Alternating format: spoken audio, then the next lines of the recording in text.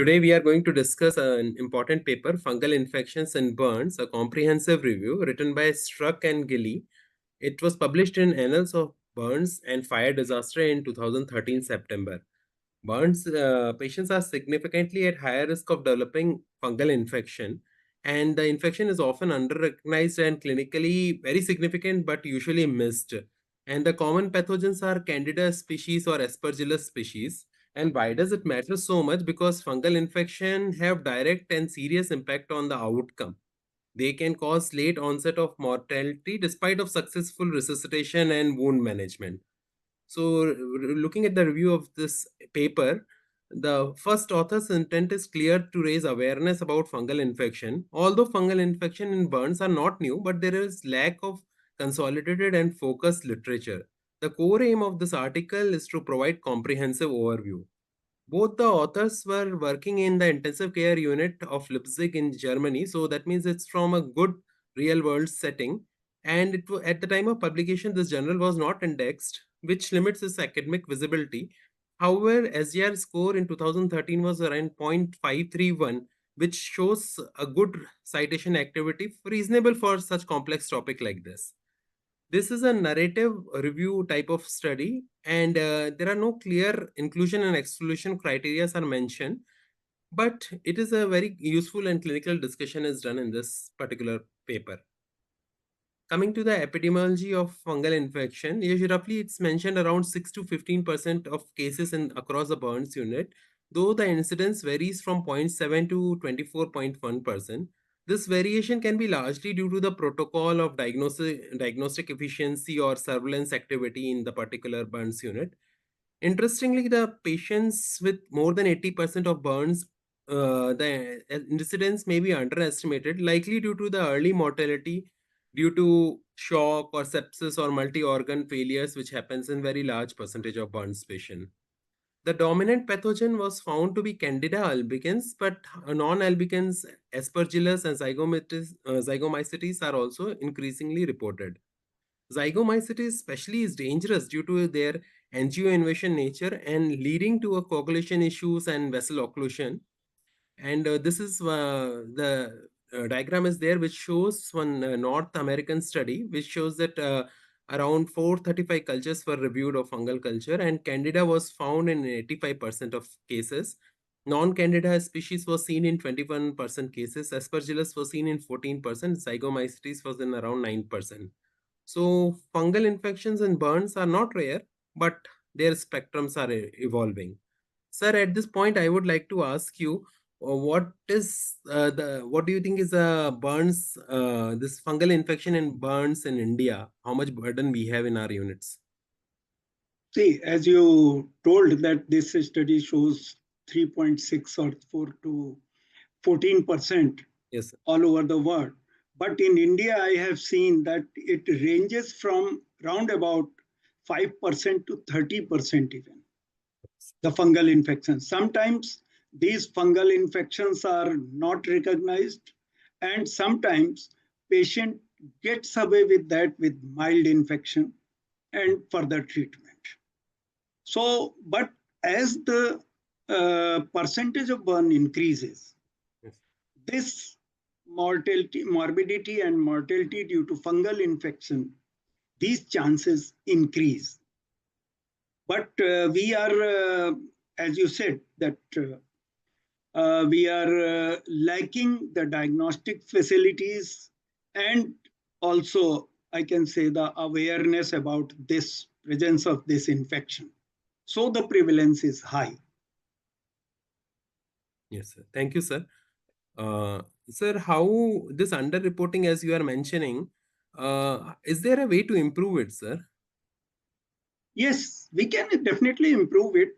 Uh, right at the time of training, when we are training our MCH or DNB students, we can make them aware of possible fungal infection, the better diagnostic tool availability at the treatment centers, especially at tertiary care centers, and along with that, the medicines. These medicines, the antifungal medicines, are a little bit costlier.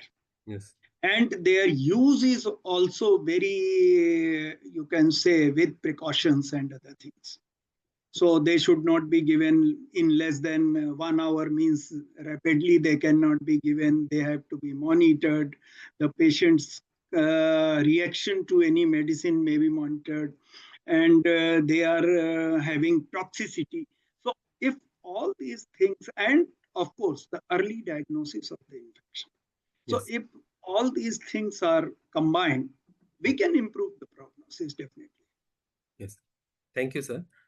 Coming to the treatment standards, what is mentioned in this paper is like after admission to a burn center, the patient first undergoes wound evaluation, stabilization, infection prophylaxis begins early, with full body cleaning, shaving, and microbiological surveillance is done.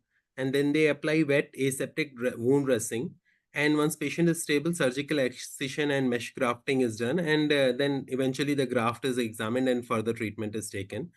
And each step, resuscitation, ICU care, or surgery, poses a risk of infection, including fungal infection. And other environmental control method, which is mentioned, like thermal injury impairs thermoregulation. So burn centers are equipped with specialized rooms called boxes with controlled temperature and humidity. These rooms also maintain positive air pressure and high air exchange rate with microbial filters to prevent the airborne contamination.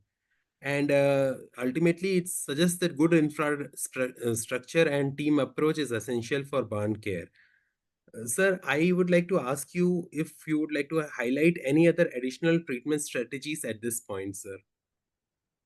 See, patient should be hemodynamically stable as early as possible. Yes, The catheterization, intubation, and other insertion of urinary catheter, or even the nasogastric tube, yes, that should not be for prolonged period. yes, And as early as possible, surgical debridement of the wound or tangential excision as early as possible when the patient is hemodynamically stable, and closure of the wound. yes, That is the foremost important thing to avoid these fungal infections. And we have to be every time vigilant for signs and symptoms of the fungal infection, if yes, on especially on susceptible patients and larger burn areas. yes, Along with that, the environmental control, as you told, uh, naturally the single room and hand hygiene, if possible, personal protection equipments may be used, but they are very costly and it is very difficult and tedious also to use them. And foremost in Indian scenario, the visitors limitation. yes, Whenever in India a patient gets admitted, people start coming and going. Whosoever is coming, it is coming with some dust or something. So if that can be reduced, that will help a lot. Along with that, newer things like HEPA filter use, the rapid exchange of airflow, up to 12 exchange per hour yes, may be required, but every center cannot have all these advanced technologies. But as far as possible, we can. We should look out always for cleanliness, the fungal spores in environment, and all these things may help. yes. So thank you very much for such great points. It was very useful. And coming to the next point, which is mentioned in the paper, is like risk factors they are assessing, and patient-specific risk factors are mentioned as like older age, larger burn areas, inhalational injuries, and when total WBC counts are high, uncontrolled diabetes, which generally weakens the immunity of the patient. And after burns, usually this candida colonizes on the mucosal surfaces like nose, throat, and gut. And in one of the study where nearly half of the patients had candida in colonization, and then those who had more than three areas involved with this colonization and did not receive antifungal, they ended up having the bloodstream infections. And other risk factors which are mentioned are like treatment related risk factors like contaminated water when it is used to rescue or cooling the burn area, or hospital-acquired infection, which is always a concern in the hospital. And incomplete wound excision, extensive surgeries can also push towards the lower immunity and poor healing. And any critical care interventions like multiple surgeries, blood transfusion, TP, and sedation, dialysis can further weaken the defenses. Other thing which is mentioned is like fat gauze dressing create moist environment, air sealed environment where the fungal growth can happen very well. And broad spectrum and antibiotics may suppress bacterial flora, giving a room for fungus to grow. And certain drugs like tazobactam and nystatin can promote fungal infection.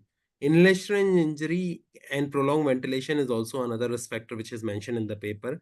Finally, indwelling catheters like tracheal, venous, gastric, urinary also are mentioned as the source of fungal infection. Sir, among these risk factors mentioned in this paper, which ones do you think are most important or like most commonly overlooked in the clinical practices? Actually, the prolonged stay of the hospital or compromised immunity, these are not considered as the risk factors. They are just overlooked. Along with that, longer ICU stay, even with all those things, the tubes, catheters. And second thing, the multiple antibiotics, not only broad spectrum, the multiple antibiotic therapy, the use of corticosteroids, Yes. and the closed dressing, as you correctly said, closed dressings have the moisture in them, and they keep moisture, and they facilitate the growth of fungal infection. HIV patient, the comorbid conditions of diabetic and other like tuberculosis or anything. Yes. Parenteral nutrition also plays the role, longer parenteral nutrition. Yes. The hydrotherapy, which has now gone into quite a lot disrepute, the tanks, the Hubert tank, and other things. In place of them, now the person is told that you keep on standing beneath a shower, Yes. fresh water shower.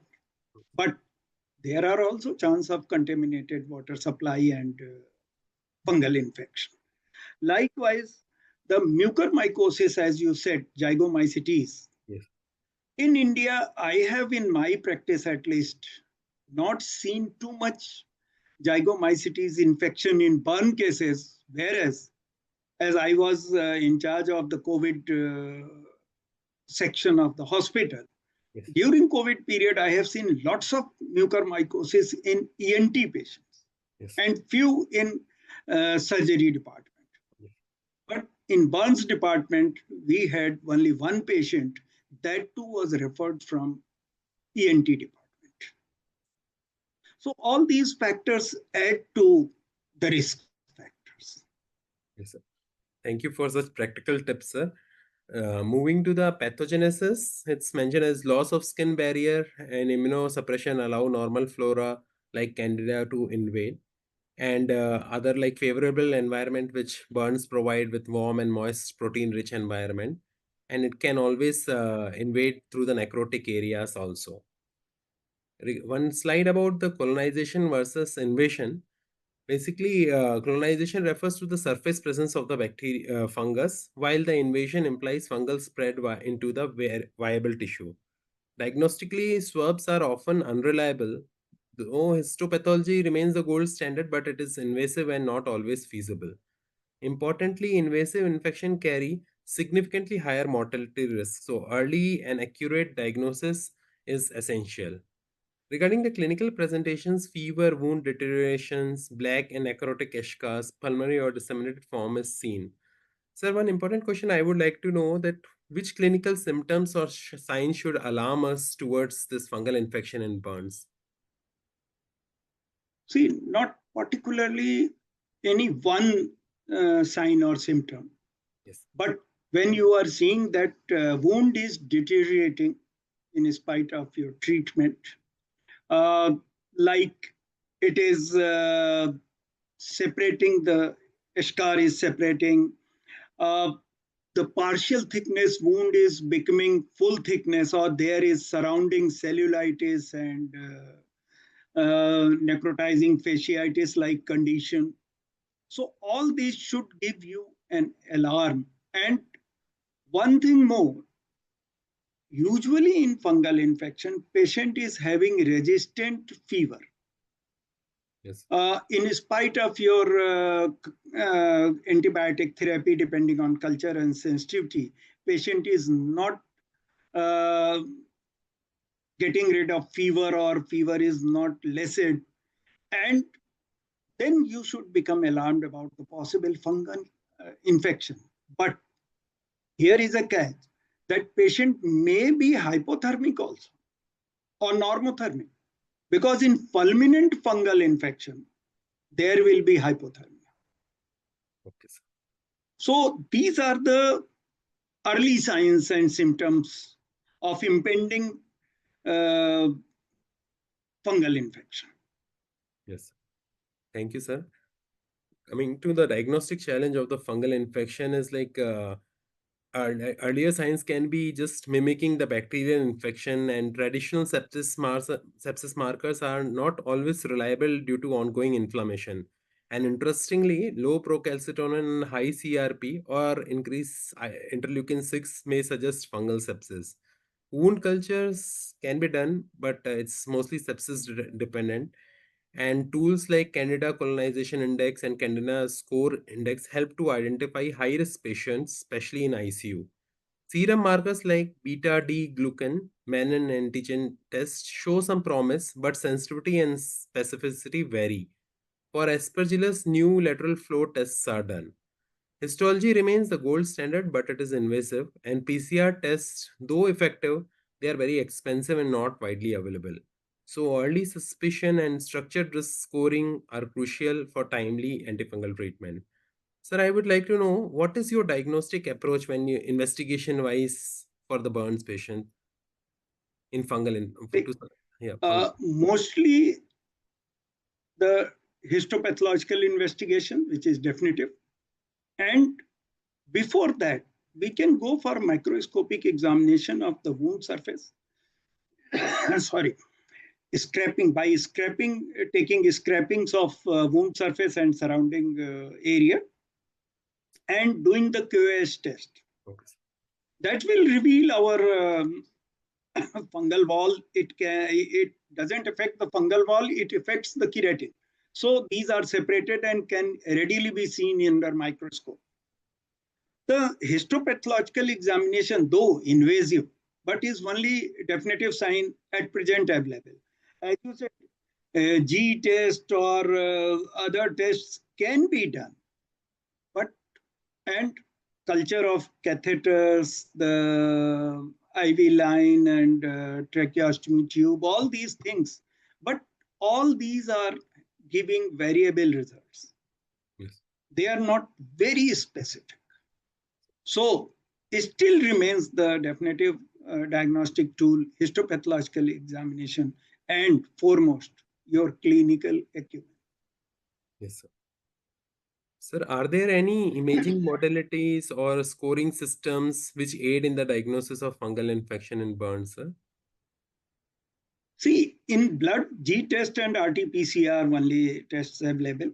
Okay, But sir. in imaging, definitely, we can go for pulmonary signs of nodal consolidation along with halo signs sometimes. Okay, sir.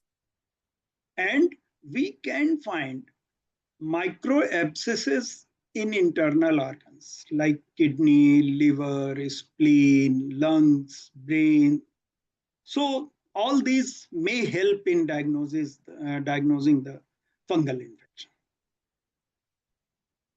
Thank you, sir.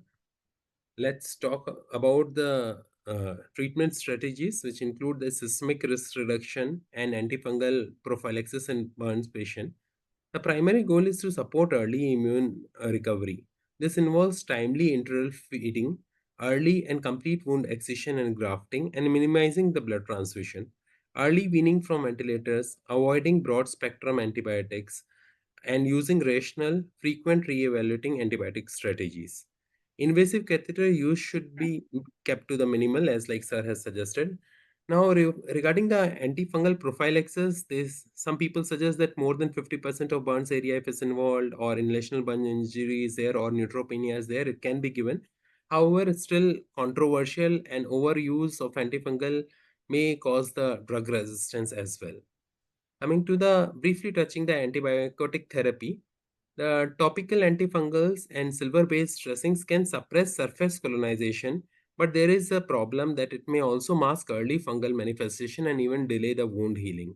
Now, looking at the systemic options, we have older broader spectrum of drugs like Pauline, for example, amphotericin, and azoles like ketoconazole and fluconazole.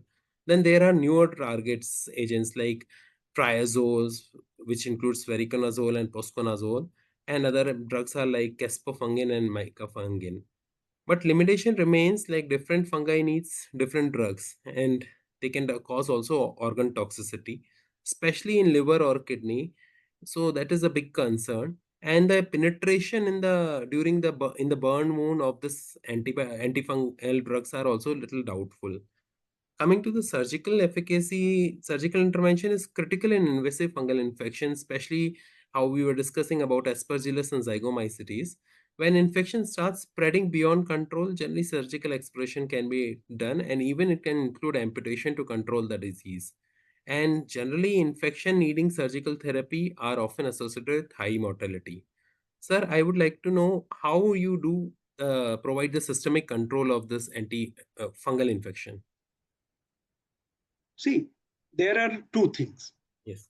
One is fungal wound contamination, and second is fungal wound infection. For contamination, the best thing is that to provide cleanliness and mechanical debridement of uh, wound surface basically, and as early as possible, surgical treatment, the closure of wound after debridement. But for established fungal infection, or even if you have the suspicion of fungal infection, usually in it starts by second to third week, or you can say fourth week. So if you are suspicious, patient is having some susceptibility, patient is prone to have fungal infection, it's better to start the empirical treatment.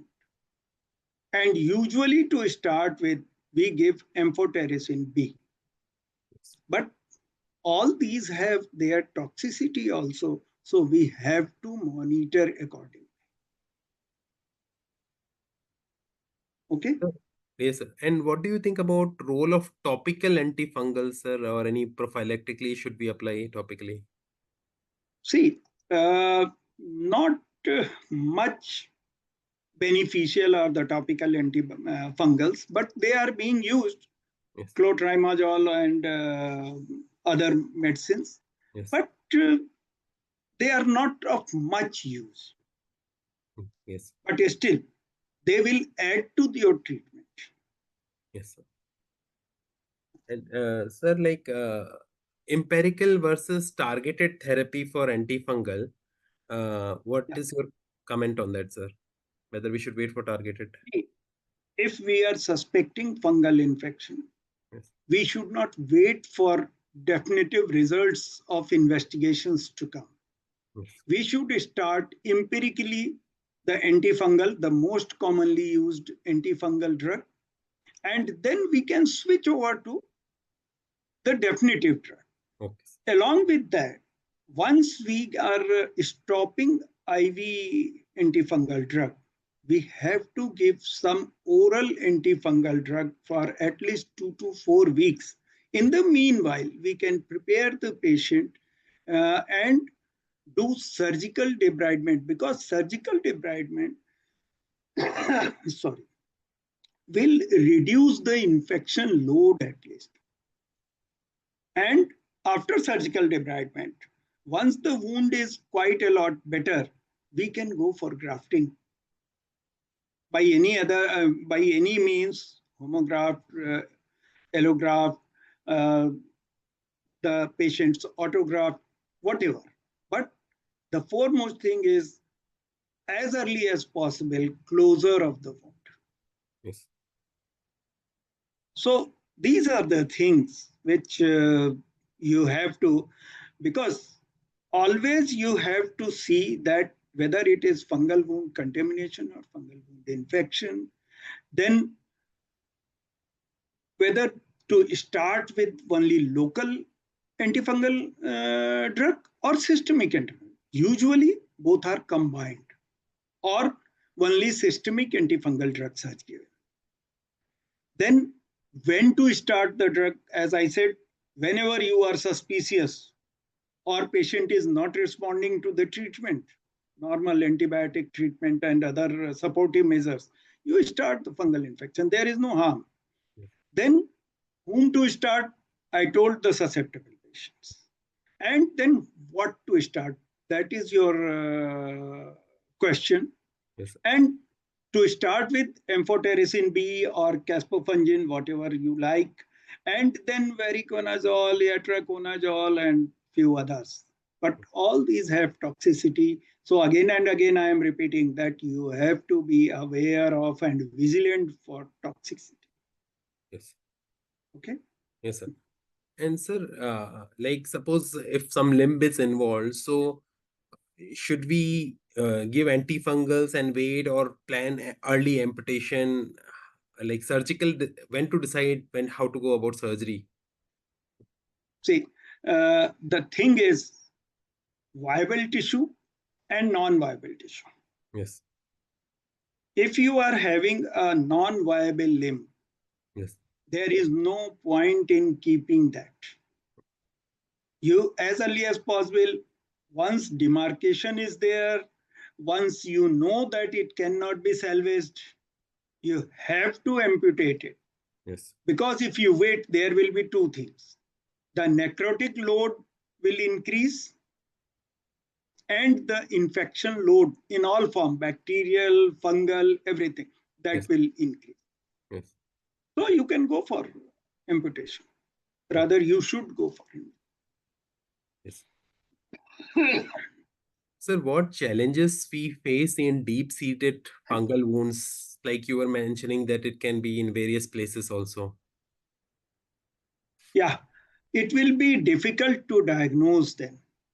But usually, all these conditions appear, like I said, you can find in lungs by imaging technique, the halo signs, Yes. or micro abscesses in multiple places in internal organs.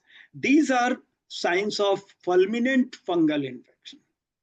And sorry to say that these are very difficult to treat. They will be treated by systemic antifungal therapy only, Yes. but they are difficult, and mortality is very high, Yes. especially in burn. Yes. Thank you, sir. And coming to Yeah, prognosis, like as you have already mentioned, that early wound closure is a major predictor of better outcome in burns patient. Delays, yeah, especially in the presence of fungal infection, significantly increases mortality. Four key predictors of higher mortality, which are mentioned in this paper, are like older age, larger body surface area of burns, multiple positive cultures, and infection with Aspergillus and zygomycetes. And zygomycetes infections are particularly severe, and fungal infection in the non-burnt area is also considered as one of the independent risk predictor of poor outcome. And other most important problem which is highlighted in the paper is like now as we are facing a resistant fungal infection, which may be a diagnosis, which will also cause treatment challenges for us. In conclusion, fungal infection in burns are rare but pose serious life-threatening infection, and especially in critically ill patients.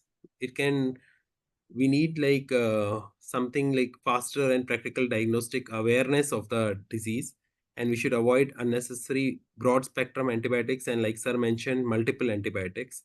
We should aim towards the restoration of the immune function and ensuring early and complete wound closure. Sir, as we conclude this discussion, I would like to ask you if any additional key messages you would like to give to our listeners at this point, sir. One point I forgot to tell you, Yes. that if there is in any patient, there is mouth ulcers, Yes. then you should become suspicious of fungal infection. Don't leave it like aphthous ulcer and because of B complex deficiency or vitamin deficiency or malnutrition, it has occurred, Yes. especially in children. Yes. And after that, we have to be always aware of, that is the important thing in management of burn patient, that we should always be suspicious of any overlapping infection along with common burn wound infections. And we should be able to diagnose it and as early as possible start the treatment. And second thing, for future, we should be in search of always a better and easy to use diagnostic tools with some drugs, modified drugs, antifungal, uh, with lesser toxicity.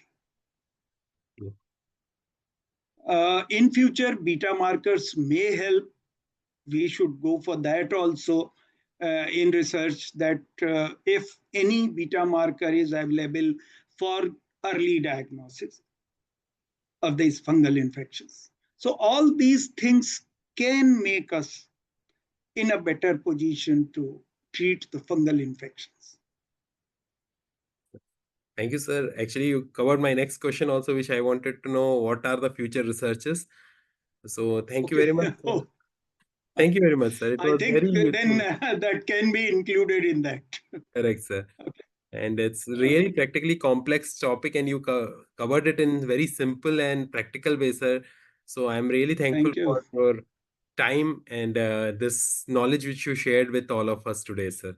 Thank you very much, sir. Thank you. Thank you. Thank Thank you. Good day. Good you. day. Thank you.